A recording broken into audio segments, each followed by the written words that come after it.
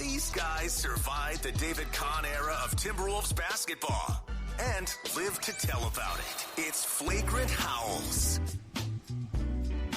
Judd, do you have a flag? hold on. I think I have a flag. I do have a towel somewhere here, but I was not told by the. I blame Declan. You should have told me to bring the towel. Can you look that up? Can you look if I have that towel? Can you go look that up? Can you look it up for me? Oh, there it is. Okay, there ready? It is. Okay, here we go. Get ahead. the flag. Let's go! Wolves in four! Wait. Oh, here's what I got for you. It's not Here's what playoffs I got yet, for but you. Here's what I got for you. The ant bobblehead. dude. There Does that it ant is. bobblehead launch clutch baskets at the end of regulation and overtime against the best team in the NBA? That's what I want to know. More clutch than that guy. Sam Cassell was coaching for the Celtics, and there might have been a Sam Cassell dance in row 6 where I was in 212 after a big shot was made by somebody on the show. Yes. I hope you didn't hurt yourself, though. Nope, the hips were good. Yep, I didn't I hope you didn't hurt your groin. Or groin. I was all right.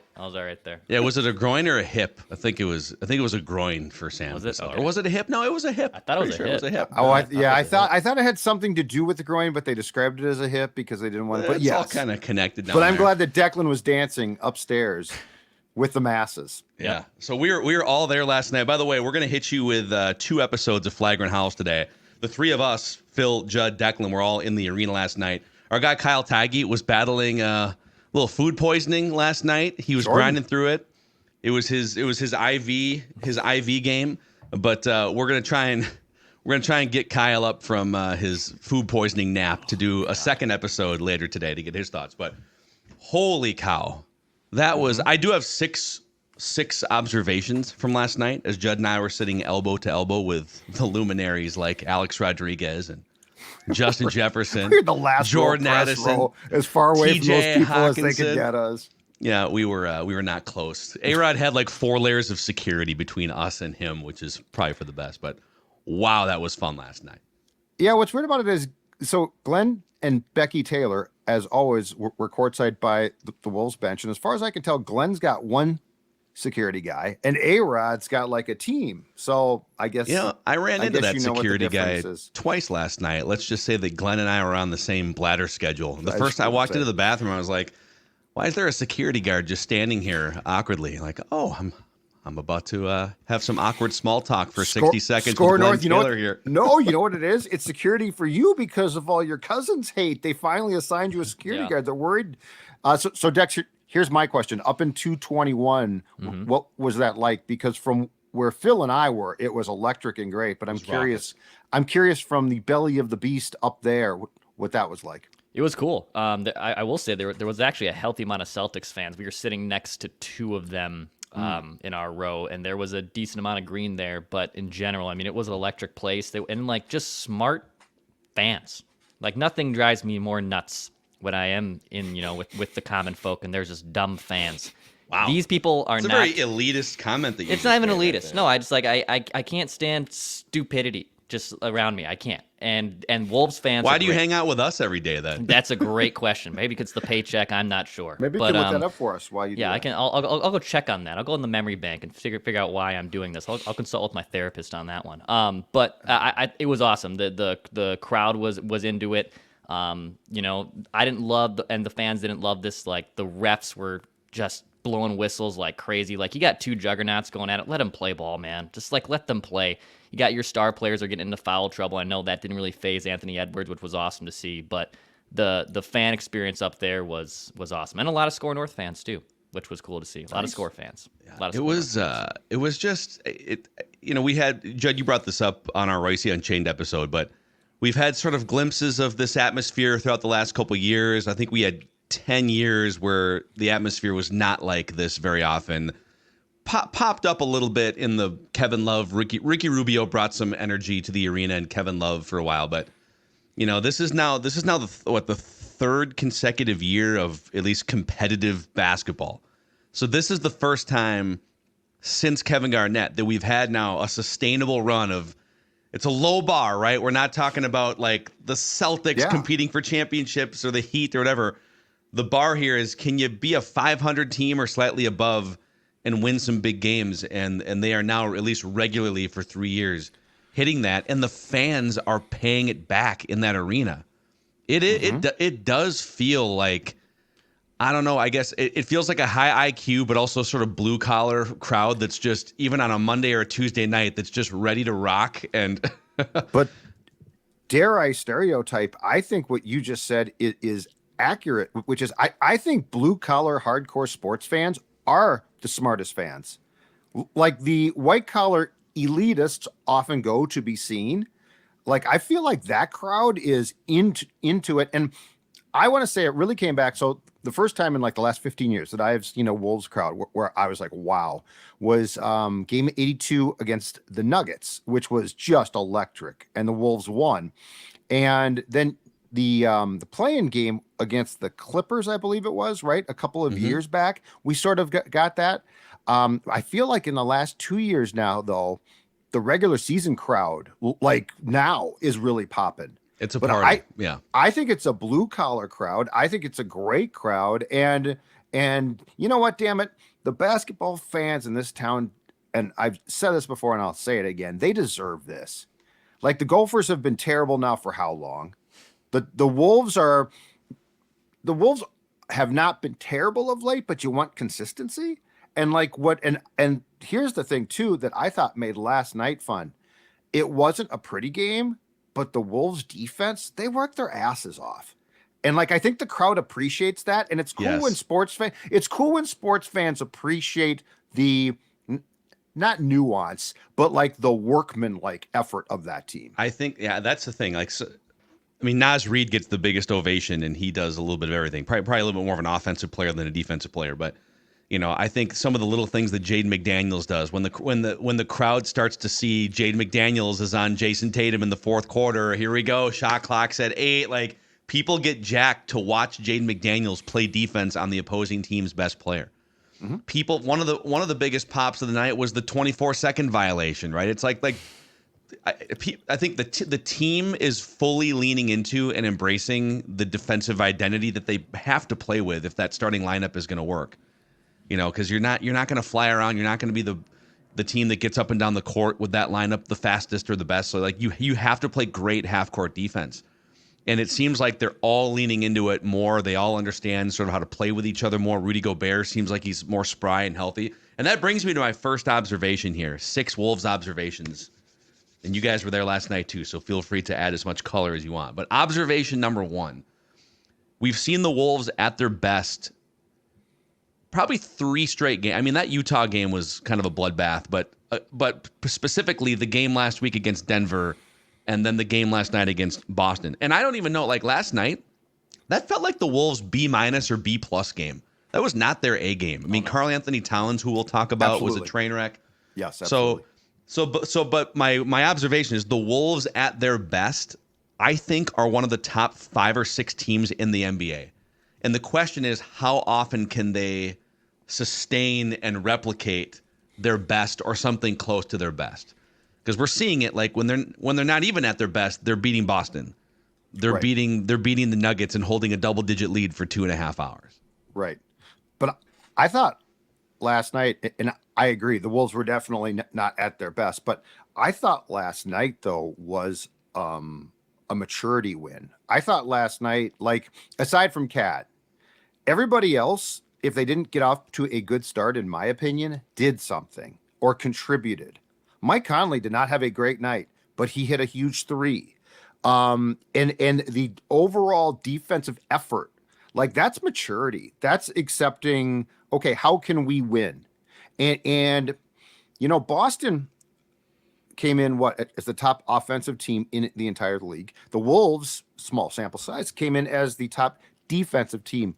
But I think it was in the third quarter, Phil, I turned to you and I said, Boston can't hit a shot. Like that, they look terrible. And to your credit, you said, yeah, but the defense is damn good. And you were exactly right. They weren't they weren't getting a bunch of wide open looks that they're just clanking. And Gobert played a role and McDaniels played a role. And you know what? To his credit, Ant played a role. Ant for a star player plays a lot of, and I mean this in a good way, dirty basketball, gritty basketball. Like he's willing to get in there and work.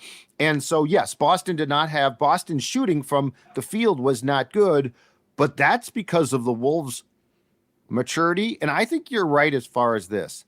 The question becomes, and this is the question in all sports, but how often are you willing to replicate that type of performance?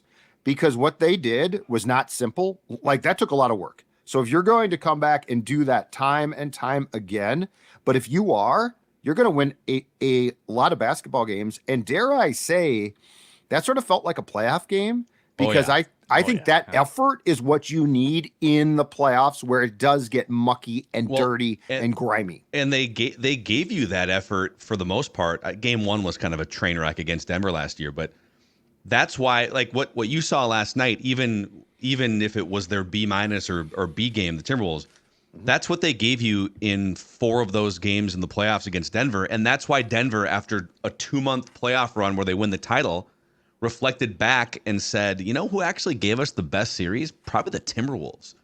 They've kind of carried over what they unlocked some stuff late in that season and in that playoff series. And outside of the second half against Atlanta, they have, and I guess the first game in parts, they did play pretty good defense against Toronto. But the last 3 or 4 games, we've seen a carryover from that Denver series. On the defensive side, a couple quick stats for you guys before we get to another one. Per 100 possessions, the Timberwolves have the best defense in the NBA by a mile. So I think their defensive net rating per 100 is like 100.5, and the next team is like 104.5. And then I love this stat. The Wolves have allowed the fewest made layups so far in the NBA. Now, I think they've played a game less than some other teams, but Gobert, though, is making a huge difference now. Yep, and just generally having a lineup where you've got Gobert, who's 7 feet. Towns is not the defender that Gobert is, but he's leaning into defense more. He was grabbing rebounds last night. Yeah. And then Jaden McDaniels plays like a 7-footer. And Anthony Edwards is clampy and can get a hand in your face too. So, you know, they're a big team. It's hard to go through the trees when they have these guys out. At any given time, they almost always have either 2 7-footers or a 7-footer and Naz Reid and Jaden McDaniels, and Kyle Anderson's a big guy who can play power forward. And teams are having a really hard time getting layups. Not surprisingly. I think it's really difficult to like go in and night out and play like the level of defense they're playing. I know they are, which is awesome. And it sometimes maybe doesn't translate to like the prettiest of games, which is obviously what we saw last night. Like the Wolves didn't necessarily offensively have their best game. And it felt like at times during that game, like I look up at the scoreboard, like, are the Celtics up 10? No, the Wolves are within 2, or the Wolves are tied. It's like, oh, this game feels like Boston is up big, and it's not. And can you replicate that success? I think night in and night out, I think that's what I'm curious to see. Yep. Okay, observation number 2. I think we witnessed one of the best performances of Anthony Edwards' career last night. I don't want to be a prisoner of the moment too much here, but 38 points. He's grabbing rebounds. He's finding open teammates. He kicked one to the corner late to Jaden McDaniels, who cashed a 3. He found Mike Conley on it. I mean, he's understanding the nuance of being a playmaker off of being a dominant offensive performer. He also played the final 13 minutes of that game with 5 fouls and dominated, literally took over the game offensively and even sometimes defensively. So I think the biggest thing that stands out to me, and it's been 6 games, so we got to see this continue to play out. But, last year he was still putting up these there was 22 games last year where he shot below 40% from the field in a game, and a lot of those it was below 30%.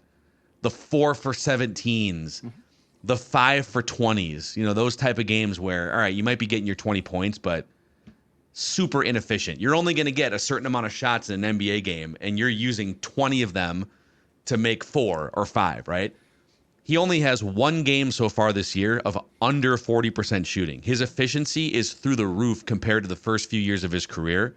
We'll see if he can continue forward. And then, just outside of the box score, you guys saw it last night. He's pumping his teammates up. He knows that, okay, Karl is up in his feelings, so I'm going to move from my spot on the bench, go sit by Karl, put my arm around him, pump him up.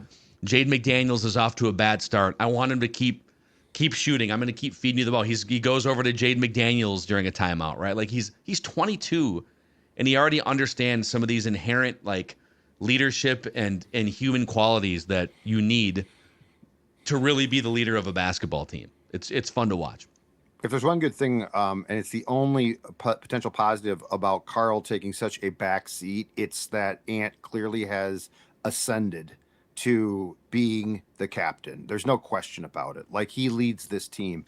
And I actually thought perhaps the most important on the court play for a guy who scored 38 freaking points was the aggressiveness in tying up the basketball in overtime for the jump ball. And make no mistake, that was aggressive. Like, he wasn't trying to tie the ball up. He was basically trying to rip the ball away, and easily could have been called for a foul, which would have fouled him out of the game. But I think the officials are cognizant of the fact that he is a star player. I think Cat gets called for a ton of fouls. One, because his body control sucks, but two, because the officials don't respect him. And I think he plays like he's a star, and the officials are like, no, you're not. Here's a foul, and here's another foul. But I thought what Ant did on that tie up, and then to win the jump ball, was, to me, just sort of like, because it shows. It's one thing to be a star player and score a ton of points and shove the box score full of great stats. That's great. It's another to show that you will work as hard as a Jaden McDaniels does. And I think that's where you see it, and you're like, oh, okay, I get this. And then, to your point, Jaden gets off to a terrible start. He's still working his ass off, too. He doesn't give up, but he gets off to a terrible start, finally makes a shot, and Ant is at center court immediately saying, yeah, this is what we can do. And I love the post-game quote when asked about Jaden's terrible start, and I think it was John Krasinski from The Athletic said to Ant, but you kept feeding him the ball. And Ant said, yeah, because when I get off to a bad start, they keep feeding me the ball. It'll come back around, yeah. But I love how there's no drama there. I love how he gets it, and I love the fact that he really has ascended now to the unquestioned captain of this team. There was two things I noticed early. Obviously, he gets off to the hot start. I think he scored like 8 of their first 10 points. But even before he picked up even like his third or fourth foul, I said to my buddies, like, you can tell he's going to want to take over this game. And there was so many moments like that where he's playing with 5 fouls now, and he's driving Jason Tatum nuts, and he's driving Jaylen Brown nuts. Was it when he sized him up when they inbounded the ball and Ant's waiting, the ball's on the court, and there's like this little cat and mouse game, and the crowd gets picked up? Like, those little things that Ant does to get underneath the skin of opposing star player. Like, Ant, we've all known Ant likes the spotlight, but he like thrives in it too. It's not just the fact he likes the limelight. Like, he wants these moments. And it's awesome to see him just infuriate opposing other star players too. That was a funny play because the shot clock doesn't start until you touch the ball, but the game clock was so they wound up winding like 25 seconds of game clock or something as Ant just like stood over the ball. The ball was just rolling, and finally I think it was Jaylen Brown came over and he's like, okay, I need to force action or they're just gonna, like, they have the lead, so you're just gonna let him sit there. Kind of a weird quirk in the NBA's clock system. So observation number 3 is about Jaden McDaniels, that we may be seeing a more mature version of Jaden McDaniels than the guy who punched the wall and cost his team maybe a series against Denver. I don't know if they win that series if he plays, but they probably get it to a 6th or a 7th game. Those were tightly contested games. And Nas was out too. So Nas was out as well. They definitely missed 2 huge players. Yep. But he overcame just an atrocious shooting first half and put the clamps on defensively in the second half, some big buckets. So just, we've already kind of talked about Jaden McDaniels, but to overcome a bad first half. Observation number 4, the Stars were out last night. It was a testament to how fun that atmosphere can be when the Wolves are winning. They're playing one of the best teams in the NBA. The Celtics are in town. And you had Alex Rodriguez wearing like a $20,000 suit. And Justin Jefferson, Jordan Addison, TJ Hawkinson were all courtside. I don't know if there was any other local. I thought there was, for a moment, they might trot Josh Dobbs out there and blow the whole roof off Target Center. But he's probably, knees busy deep in his playbook pages at home. Oh, yeah. That was, that was, the whole thing was fun. The whole thing was fun. On Unchained, Pat said that game was 3 hours, right? It didn't seem like it. Like, that was There was never a moment where I thought this game is getting boring, which is impressive too, because it was a gritty game. It was not a sexy game. Now, but to your point, both of you about Ant. So here's the thing, and it goes beyond Ant. It's a Wolves thing too. Like, okay, Celtics, Monday night, packed house. Dex is right. Like, you could tell Ant's like, this is my game, right?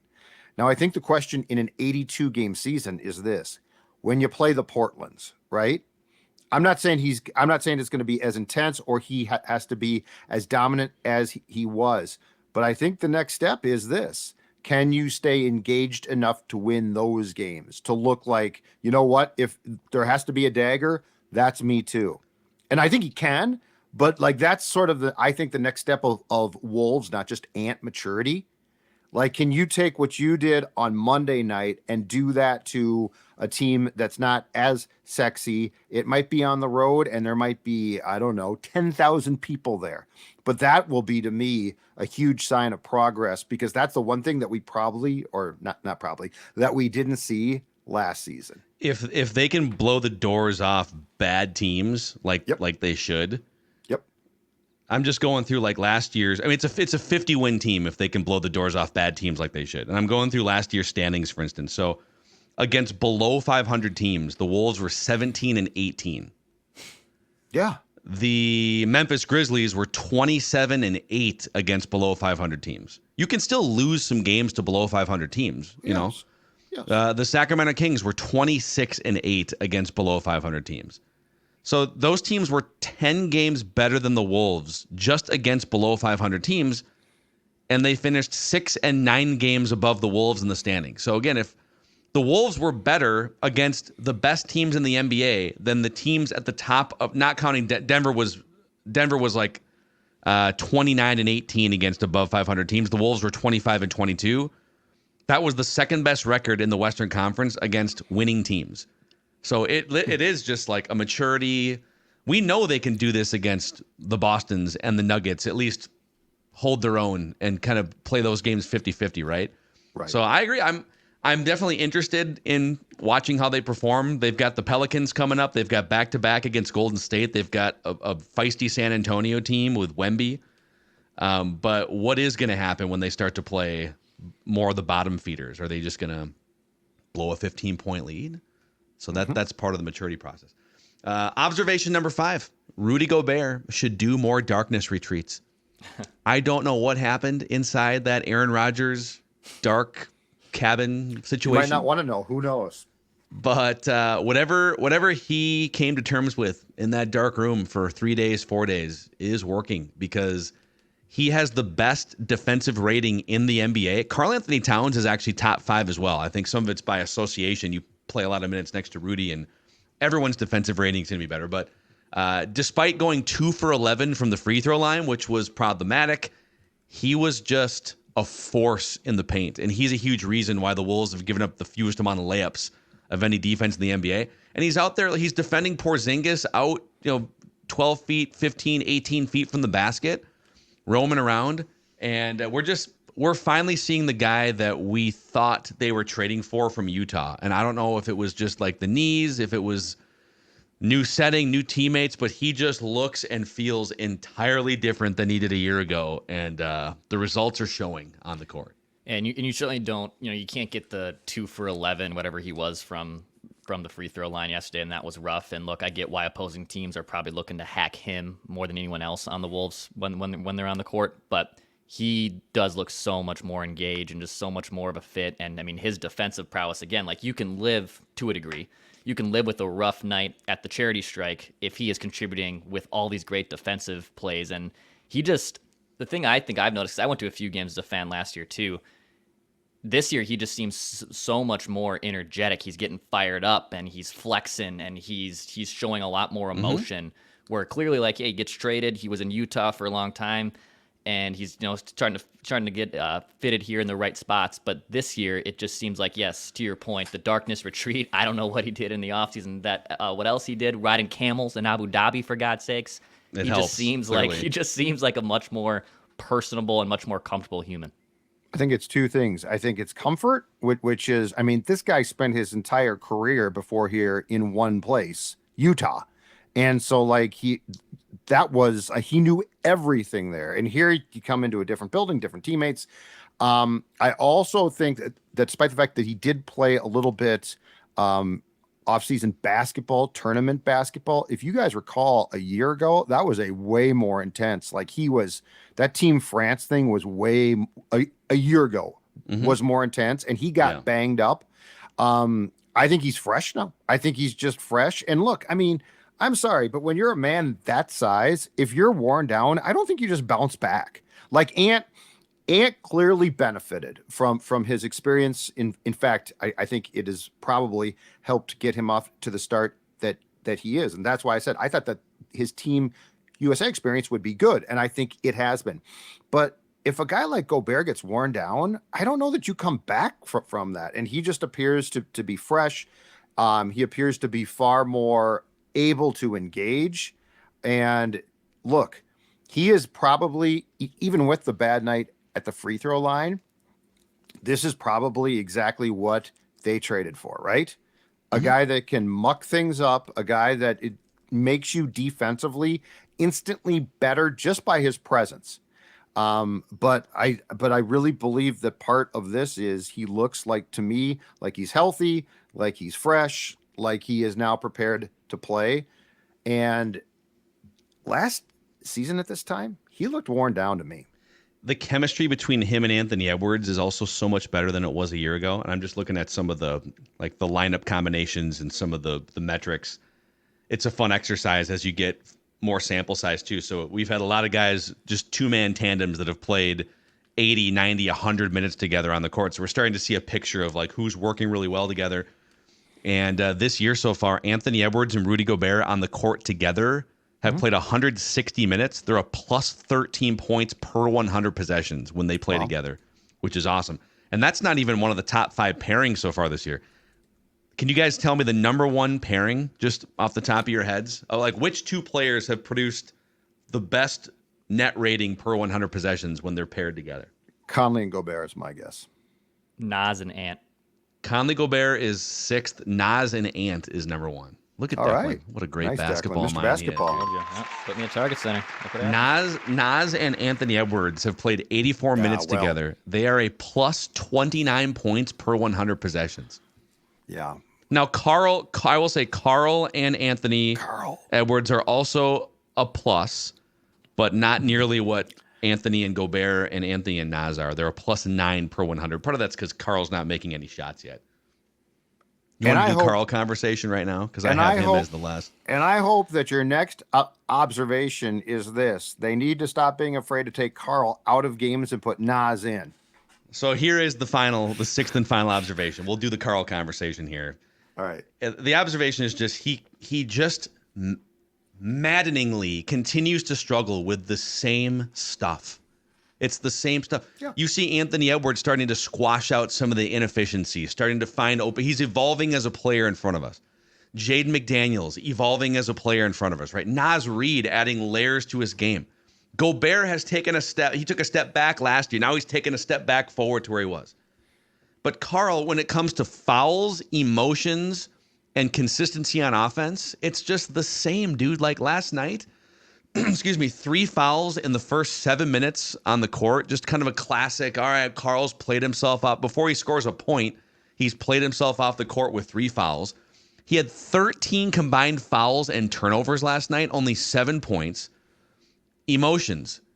How many times did you see, we're sitting sort of across from the Wolves bench, right, where he gets subbed out of a game, he feels like he got screwed on a foul call or something, and he storms up the ramp, right? And he's just like, he's grabbing his head and he's grabbing his shorts and he's, and teammates, it's bad when Jaden McDaniels, who punched a wall, broke his hand, and missed the playoff series last year. Like, he's one of the more, when we talk about maturity, like, dude, you got to settle down. Jaden McDaniels in the middle of possessions is going up to Cat last night. Like, it's a live ball, and he's like, dude, calm down, man. Like, we got to go play defense here. Jaden's filled with basketball rage, which I love. Karl's filled with basketball pout, which I despise. like Jaden plays. The reason why Jaden defensively is so good is there is a fire simmering in that man's belly that doesn't go out, and at times it expresses itself in very poor ways. But Karl's not that. Karl's a powder. Yeah. But let's talk about so look, Karl ain't changing. We've talked about Karl on the show since he got here, and he's been a marvelous player at times, but he ain't changing. Okay, so honest to God, at what point in time do the kid gloves come off? Because I'm to the point now of not looking at Karl because I know who he is, looking at the team, which is Finch, but it goes obviously because it's going to get political beyond Chris Finch. And last night I turned to you on press row, Phil, and I said, why don't they put Naz Reid in? Naz Reid works his ass off. Naz Reid never pouts. Naz Reid, in my opinion, is a positive winning player, and when things are going bad for Karl, he is a losing player. When are they? And I know the answer is Karl's well paid. Karl, blah, blah, blah. But when are they going to just pull the trigger on, what? We're trying to win basketball games here. And if Karl's going great, that's awesome.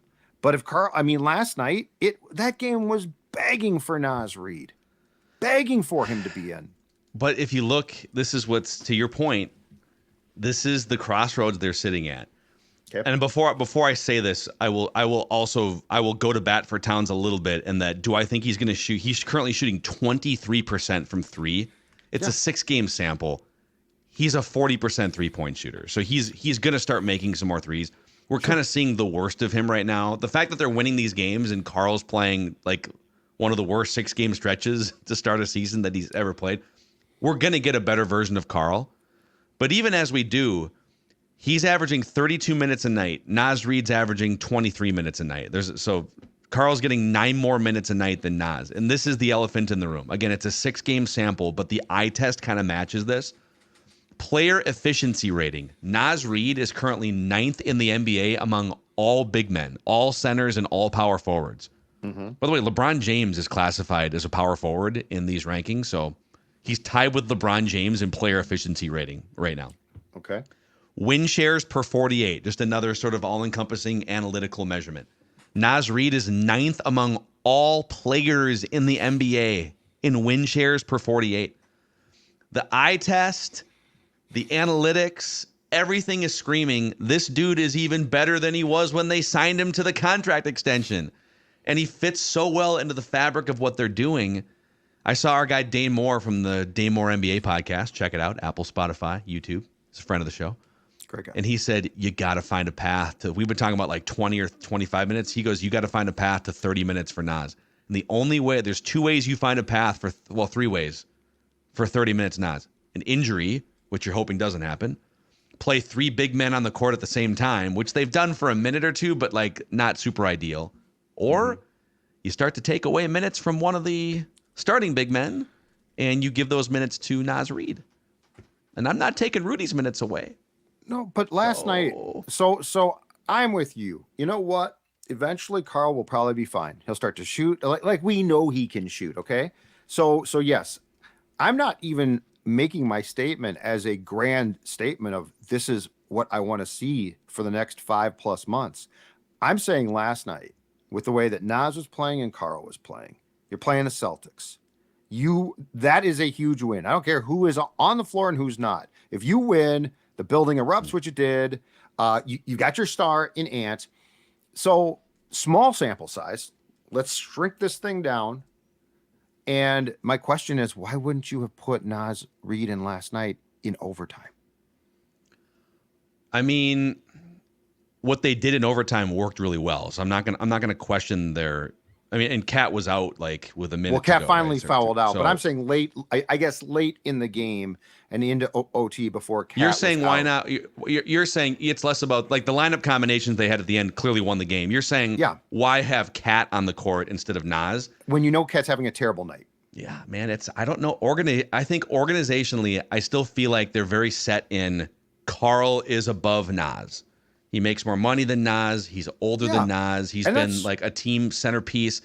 I feel like they view it as especially the way that Karl I think Karl feels a little bit lost in this whole thing. It's not my, I know. I'm just explaining it to you. And I so know. organizationally, it's a bigger decision to say, hey, in the second week of the season, we're going to start in key moments of the game. Naz is going to be taking over for Karl-Anthony Towns. I think he's a better player right now. So I'm not even fighting you. I'm just explaining I think it's a bigger organizational discussion. And the minute you start to do that, now you start to erode his trade value. Like, it's possible that they've come to the decision behind the scenes. All right, we're going to trade him. But until we do, we can't completely cut the value in half, like from where it already is. Like, I hear you. It's bigger. It's a bigger decision. Last night to me struck me as one game in which it's, it played out as a huge game. It was a great game.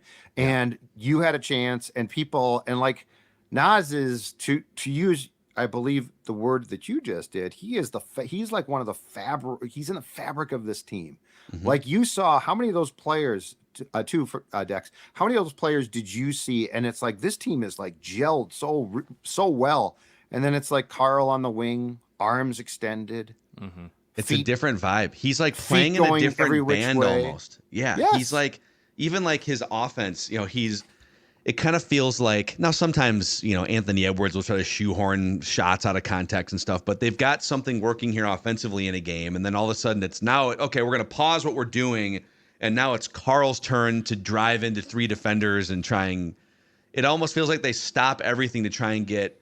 They do. So why can't he and why can't they find ways to make it work just within the flow? And if they can't, then it's all pointing to a trade at some point. So, and if he can't hit the open threes just as a bystander, which he will at some point, right? Then it just becomes even more glaring because now it's like, all right, he can't drive without getting called for a foul, and a lot of that's his fault. And I know you guys were closer to like the action, and I was looking upon like the benches were facing me from my vantage point. But when he fouled out, and I know you guys were just talking about this too, but like he walks up the tunnel and he's almost like doing a woosah, like he's trying to like. Yeah. Calm. Like he literally fouled out. He goes up the tunnel and he's literally, doing this, find your center kind of situation as like a yogi. He's trying to like do that. And I don't really get sometimes when a veteran player of that stature and a guy who's been in the league, like Cat is not young. Cat is not a young player anymore. He's not raw. He's not inexperienced, and he's just still kind of kicking himself for his own faults. I think, and I do see some of the, like when people come out and kind of defend him, I see sort of is he the only player in the league that's not allowed to be emotional? Like every player complains about fouls. It's not, yes, every player, LeBron James, Luka Doncic, like everyone complains about fouls. I think there's a difference in the way he goes about it. And I think it would be one thing if once in a while he just accepted, yep, that was a foul. Or if he would get back on defense more regularly, right? It feels like he takes it to the extreme and he lets his emotions then affect the next play and then the play after that. It's not that he's the only player complaining. It's this tsunami of emotions and then the way it impacts the rest of his game. Exactly. He's also he's committed, I think, like the first or second most fouls in the NBA the last 5 years. Do you think? Because I think he thinks that that's because he's getting a bad whistle and he's getting screwed more than other players. Which I don't know if I buy that. I'm with Judd. I think his body control and the way that he'll latch a guy's arm. I don't even know if he's doing it on purpose, but he's just like contorting himself and flailing and stuff.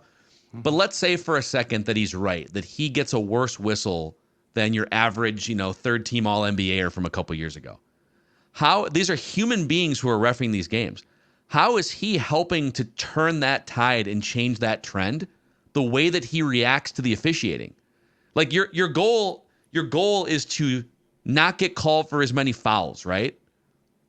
Is flailing and trying to embarrass the referee and squealing on literally every single time there's either a non-call in your mind or a call. Like, how is that going to change another human being's perception of you taking contact? Like, that's what I wanted. Sit him down and be like, dude, there's a psychological aspect to this that you're not going about the right way. You know, but it's too late. It's too late. I'm sure they've tried. Like, that's the thing is, at his age now, he ain't changing. So what can you do to change things? You can trade him. Well, or here's the thing. Like last night, you sit him, you bring Nas in, so he gets pissed off. Well, he's already pissed off. He pouts. He's already pouting. Yeah. So like that. So like what is he like? If we didn't have a solution, if the solution was bringing a Slappy off the bench to replace Towns, I could say, yeah, that's crazy. Why? But the Wolves literally have a guy who's a solution sitting there. Kind of, though, because here's another factor here. I think we're only thinking about, let's put Nas in that role that Cat's in. So we're going to reduce Cat's minutes by 5 or 10 or whatever. Mm-hmm. And I don't think they're going to do this, and then Nas is going to be elevated. Well, that probably leads to Cat really wanting out. And now, so you're really, what you're doing is you're confronting at some point, moving him out entirely. I don't think there's much of a demotion step here. I think it's either all or nothing. And then you got to figure out, what are you getting back in that trade? Or do you have is Leonard Miller, the second round pick, who's wildly talented, is he ready to come in and give you quality minutes right away in a year in which you're trying to win 48, 50 games? So it's a very delicate situation that they're dealing with. I don't disagree, but I thought last night would have been an ideal test case. And it doesn't mean that the next game, the next game may, you know what? Best case, Karl gets pissed and starts to play well. That'd be great. That would be great. It's just, I think what drives me nuts is the kid gloves. He doesn't deserve them anymore. You're not a child, but you're acting like one. Yeah. So like, what can you know what? I'm sure you've been sat down and talked to by everybody from back in the day to now. So, like last night would have been the ideal time. And again, that doesn't mean it has to translate to the Pelicans game. It doesn't mean anything. Yeah. It just means that last night you were having a terrible night. There's a guy who comes off the bench who's right now better than you, who would have been a solution. And so, you know what? Very worst case, if you had done that today, Finch and Cat meet. Okay, that's good. They should meet. They should talk about that. I can't take it anymore. Yeah.